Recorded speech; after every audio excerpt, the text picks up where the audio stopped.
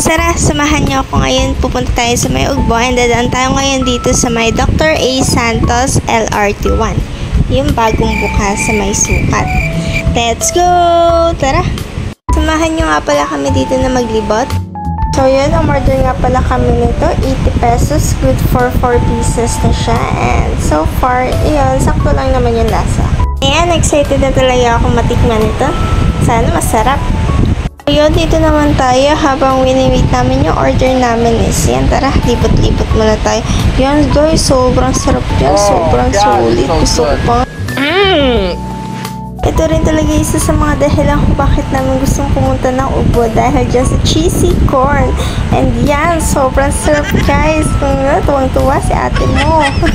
Sobrang haggard nga rin pala ng mukha ko dyan kaya huwag yan nalang pansinin ha. Yan, lahat na ba nakatikim ng tanghulo and sobrang tamis nga lang yun guys, pero masarap naman siya. Okay siya guys, kaya lang dumidikit kasi yung mga parang sugar niya sa ngipin mo. Para sa mga vegetarian dyan, fresh veggie lumpia, good for 2 pieces na siya, 59 pesos only. Sarap din ito guys, sobrang humiinom ng gatas. And guys, sobrang dami talagang pagpipilian and alam ko naman tayo mga Peter, syempre mahilig tayo sa mga street food, diba?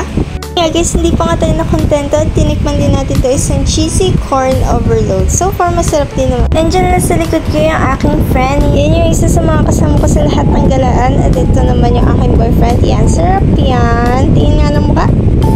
Din pala nito guys na homemade siomai. Ang lalaki niyan sa personal. Picture muna. Ito yung mga kasama ko guys. So, si Ruby, saka si Umar. Yan. Sinabot na nga po pala kami ng gabi and sobrang dami talaga pagpipilian kaya worth it na pumunta kayo dito sa may Ugbo, Tondo, Manila. Guys ha, bye bye, peace, yo!